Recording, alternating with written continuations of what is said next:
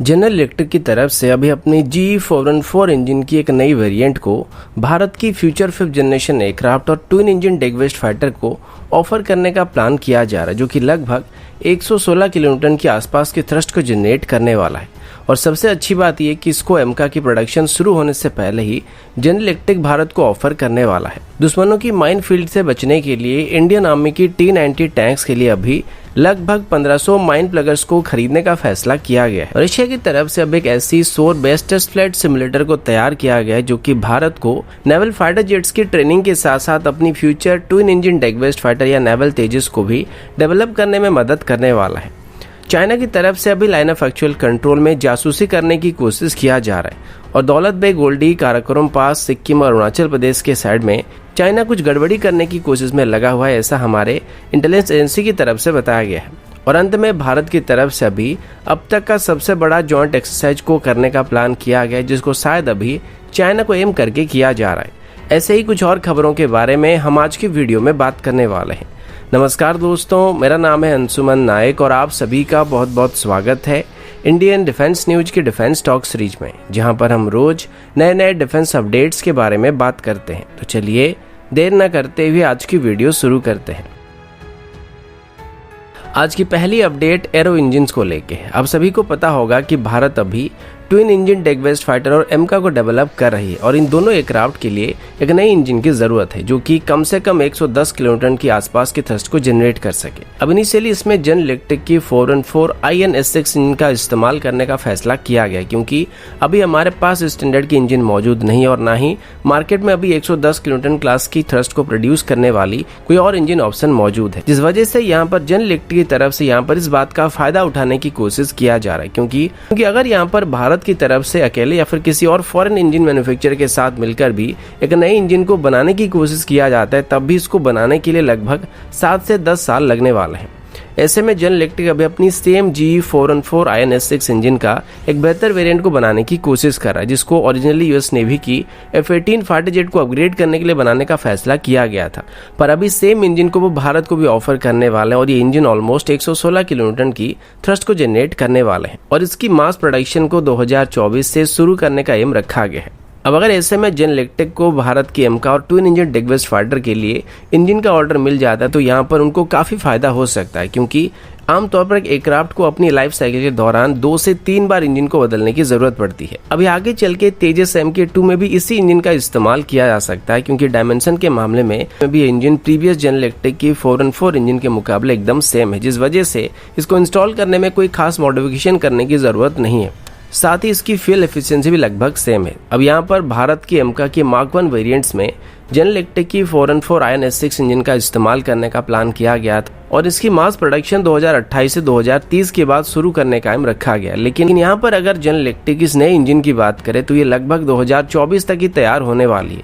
तो भारत इसे आराम से अपने एमका या ट्विन इंजन डेगवेस्ट फाइटर में इनिशियल यूनिट को मैन्युफैक्चर करने के लिए इस्तेमाल कर सकता है और फ्यूचर में भी इसका इस्तेमाल कर सकता है। लेकिन ज्यादातर चांसेस यही है कि भारत सिर्फ इनको एमका की और ट्विन इंजन डेगवेस्ट फाइटर की इनिशियल बैच में इस्तेमाल करने वाली, क्योंकि जनरल इलेक्ट्रिक यहाँ पर अपनी इंजन की कोर टेक्नोलॉजी या फिर इसकी इंटेलेक्चुअल प्रॉपर्टी को भारत के साथ शेयर करना नहीं चाहता, जिस वजह से भारत अब यूरोपियन कंपनियों के साथ मिलकर एक नए इंजन को बनाने की कोशिश कर रहा है। लेकिन फिर भी आगे चल के तेजस MK2 ट्विन इंजन डेगवेस्ट फाइटर और एमका के लिए जो इनिशियल यूनिट बनाए जाएंगे, उसके लिए हमें इंजन की जरूरत पड़ने वाली है और इसमें जनरल इलेक्ट्रिक से इंजन खरीदने के अलावा हमारे पास कोई और दूसरा ऑप्शन मौजूद नहीं है। और अभी जो नया इंजन जनरल इलेक्ट्रिक की तरफ से ऑफर किया जा रहा है एमका और ट्विन इंजन डेगवेस्ट फाइटर को पावर करने के लिए एकदम परफेक्ट थ्रस्ट को प्रोवाइड करने वाला है।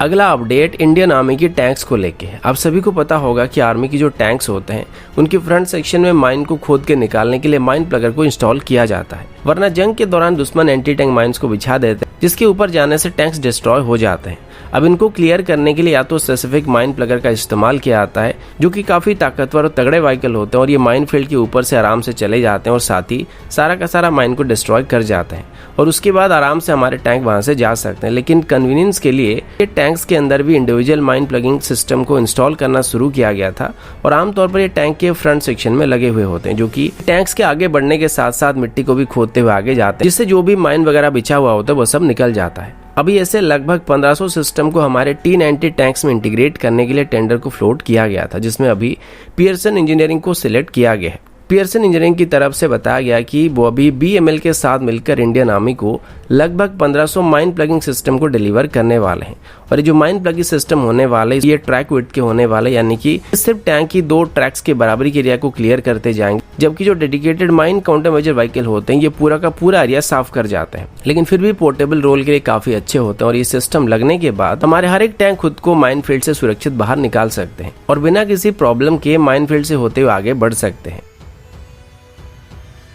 अगला अपडेट फ्लाइट सिमुलेटर्स को लेके, और अभी हम एक नेवल फ्लाइट सिमुलेटर के बारे में बात करने वाले हैं। रशिया की नेव्स्काय डिजाइन ब्यूरो की तरफ से बताया गया है कि अभी उन्होंने एक स्पेशल शोर बेस्ड टेस्ट फैसिलिटी या सिमुलेटर को डेवलप किया है जो कि भारत को काफी मदद कर सकता है। इस सिमुलेटर में लगभग 140 डिग्री का एसेंट एंगल होने के साथ साथ air detectors, optical lighting system और रेडियो और टेलीविजन इक्विपमेंट दिया गया है जो कि लैंडिंग के लिए मदद कर सकते हैं। साथ ही इसकी जो सबसे बड़ी खास बात यह है वो ये कि इनको भारत अपनी MiG-29 के फाइटर जेट्स के ऑपरेशन के लिए ट्रेनिंग करने के लिए इस्तेमाल तो कर ही सकता है, लेकिन साथ ही तेजस की नेवल वेरिएंट की टेस्टिंग के लिए भी इसको भारत इस्तेमाल कर सकता है। अब शोर बेस्ड टेस्ट फैसिलिटी को उन एयरक्राफ्ट को टेस्ट करने के लिए इस्तेमाल किया जाता है जिनको आगे चल के एयरक्राफ्ट के से टेक ऑफ करने के लिए डिजाइन किया गया होता है। अब सभी ने देखा होगा रिसेंटली बोइंग की तरफ से भी अपनी F-18 सुपर हॉर्नेट एयरक्राफ्ट को शोर बेस्ड टेस्ट फैसिलिटी से टेस्ट किया जा रहा था ताकि वो इसको इंडियन नेवी की एयरक्राफ्ट के से टेक ऑफ करने के लिए मॉडिफाई कर सके। अब ये सिस्टम पहले से ही भारत के पास मौजूद है, लेकिन अभी हमारे पास सिर्फ ऐसी एक ही टेस्ट फैसिलिटी मौजूद है जो कि गोवा में।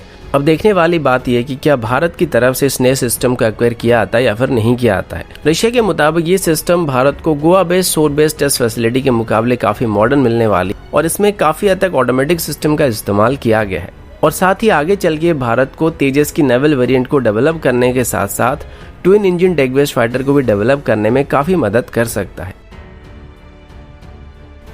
अगला अपडेट भारत और चाइना को लेके। रिसेंटली भारत और चाइना के बीच क्या चल रहा है ये बात आप सब जानते हैं, लेकिन एक रिसेंट प्रेस मीटिंग के दौरान इंडियन एयरफोर्स के चीफ ने बताया कि अगर चाइना एग्रेसिव हो सकता है तो हम भी वहां पे एग्रेसिव हो सकते हैं। लेकिन अभी जैसे हालात हैं ऐसे में अगर चाइना भारत के खिलाफ एग्रेशन दिखाता है तो ये ग्लोबल फ्रंट में चाइना के लिए बहुत बड़ी प्रॉब्लम क्रिएट करने वाली है। पर अभी भी चाइना की तरफ से लाइन ऑफ एक्चुअल कंट्रोल में काफी हेवी डिप्लॉयमेंट करके रखा गया और सिर्फ लैंड फोर्स ही नहीं बल्कि चाइना की तरफ से इंडिया और चाइना के बॉर्डर लाइन में एयर डिफेंस सिस्टम और रडार की एक बहुत ही बड़ी चेन को एस्टेब्लिश किया गया है। अब हमारी तरफ से भी चाइना को काउंटर करने के लिए डिप्लॉयमेंट किया गया है। साथ ही अभी भारत के इंटेलिजेंस डिपार्टमेंट की तरफ से चाइनीज कम्युनिकेशन सिस्टम को ट्रैक किया गया था और ये पता लगा है कि चाइना की तरफ से अभी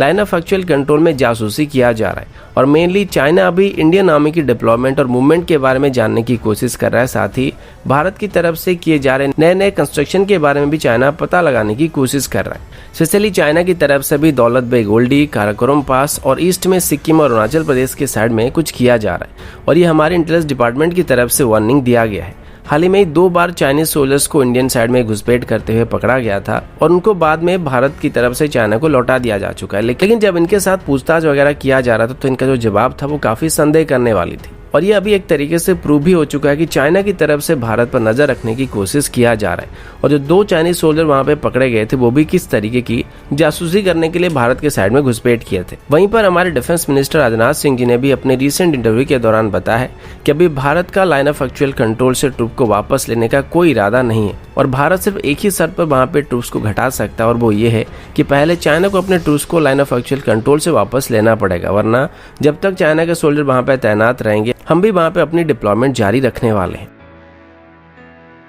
अगला अपडेट आकाश NG मिसाइल को लेके। मीडिया रिपोर्ट के मुताबिक DRDO की तरफ से अभी काफी जल्दी से ही आकाश NG मिसाइल को टेस्ट करने की तैयारी किया जा रहा है। ये मिसाइल एक साथ लगभग 10 सुपरसोनिक टारगेट के साथ एंगेज हो सकता है और DRDO के मुताबिक एक हाईली रिलायबल, एक्यूरेट और टफ सिस्टम होने वाली जिसको कि किसी भी तरह के वेदर कंडीशन में इस्तेमाल किया जा सकता है। अभी तक ये बताया जा रहा है कि आकाश NG एक साथ 10 टारगेट के साथ एंगेज हो सकता है, लेकिन असल में देखा जाए तो उससे भी ज्यादा टारगेट के साथ एक ही बार में एंगेज हो सकता है। इसमें एक ऑनबोर्ड सीकर मौजूद होता है, लेकिन इनिशियली जब इसको ग्राउंड से लॉन्च किया जाता है तो इसको ग्राउंड बेस्ड रडार की मदद से अपने टारगेट तक गाइड किया जाता है और जब ये अपने टारगेट के एकदम करीब पहुंच जाता है तब इसका इनबिल्ट सीकर एक्टिव हो जाता है और ये उसको अपने आप टारगेट तक गाइड करने लगता है, जिस वजह से इसकी हिट करने की चांस काफी ज्यादा रहती है। क्योंकि अगर कोई मिसाइल अपने इनबिल्ट सीकर की मदद से बहुत ज्यादा दूरी से अपने टारगेट को ट्रैक करने की कोशिश करता है तो दुश्मन की एयरक्राफ्ट चैप्स या फिर इलेक्ट्रॉनिक काउंटर मेजर सिस्टम की मदद से इसको धोखा देने में कामयाब हो सकते हैं। क्योंकि आमतौर पर मिसाइल की जो सीकर्स होता है उनकी साइज काफी छोटी होती है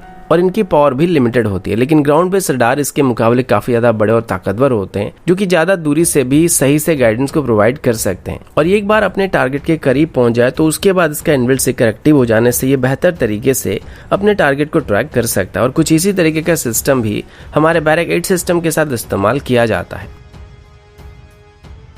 अगला अपडेट भारत की तरफ से किए जाने वाले एक लार्ज स्केल की मिलिट्री एक्सरसाइज को लेकर है। एक तरफ भारत और चाइना के बीच लाइन ऑफ एक्चुअल कंट्रोल में तनाव कम होने का नाम नहीं ले रहा है और दूसरी तरफ चाइना की रिसर्च वेसल अभी इंडियन ओशन रीजन में आके गलत तरीके से जासूसी करने की कोशिश कर रहे हैं और सी वेट्स को मैप करने की कोशिश कर रहे हैं। और अभी हमारे इंटेलिजेंस डिपार्टमेंट की तरफ से तो ये भी डिकोड किया जा चुका है कि चाइना की तरफ से लाइन ऑफ एक्चुअल कंट्रोल में भी जासूसी किया जा रहा है और सिक्किम से लेकर अरुणाचल प्रदेश और दौलत बेग ओल्डी सेक्टर में भी कुछ गड़बड़ी करने की कोशिश किया जा रहा है। इसी दौरान भारत की तरफ से एक बहुत बड़ी जॉइंट एक्सरसाइज को भी कंडक्ट करने का प्लान किया गया, जिसको हमारी किसी एक फोर्स की तरफ से नहीं बल्कि सभी फोर्स की तरफ से एक साथ कंडक्ट किया जाएगा। यानी कि इसमें इंडियन आर्मी, नेवी और एयरफोर्स के अलावा हमारी कोस्ट गार्ड भी शामिल होने वाली है। इस एक्सरसाइज को हमारे अंडमान और निकोबार कमांड की तरफ से आयोजित किया जाएगा और ऑब्वियस सी बात है कि हमारा इकलौता जॉइंट कमांड है। और अभी यहाँ पर जिस मैसिव एक्सरसाइज को किया जाएगा इसका नाम कवच रखा गया है। इसमें इंडियन आर्मी की तरफ से एम्फीबियस यूनिट पार्टिसिपेट करने वाले हैं, जिसमें आर्मर्ड यूनिट भी शामिल रहने वाले हैं। साथ ही इसमें तीनों सेनाओं के स्पेशल फोर्सेस भी पार्टिसिपेट करेंगे। नेवी की तरफ से इसमें अपने destroyer, anti submarine warfare corvettes, landing ships और हेलीकॉप्टर पार्टिसिपेट करने वाले हैं, जबकि एयरफोर्स की तरफ से इसमें जगुआर स्ट्राइक एयरक्राफ्ट और ट्रांसपोर्ट एयरक्राफ्ट पार्टिसिपेट करने वाले हैं। और ये सभी एयरक्राफ्ट मेनली ईस्टर्न कमांड की तरफ से होने वाले हैं। और जैसे कि एक मल्टी डोमेन एक्सरसाइज होने वाली, तो इसमें बोथ ऑफेंसिव और डिफेंसिव ऑपरेशन को कंडक्ट किया जाएगा, जिसमें नेवल मैन्यूवर से लेके amphibious landing operation, airborne operation, helicopter based operation या फिर स्पेशल फोर्सेस ऑपरेशन को भी कंडक्ट किया जाएगा। तो कुल मिलाकर ये एक बहुत बड़ी एक्सरसाइज होने वाली है और इसको अगले हफ्ते शुरू किया जाने वाला है। वैसे इनकी इंटेंसिटी को देखते हुए ऐसा लग रहा है कि भारत अभी बोथ ऑफेंसिव और डिफेंसिव स्ट्रेटेजी को लेकर प्रिपरेशन कर रहा है और कोई एक फ्रंट में नहीं बल्कि यहाँ पे भारत की तरफ से मल्टी फ्रंट को नजर में रख के तैयारी किया जा रहा है। तो दोस्तों अभी के लिए इतना ही, मिलता हूँ आपसे अगले वीडियो में। तब तक के लिए जय हिंद, वंदे मातरम।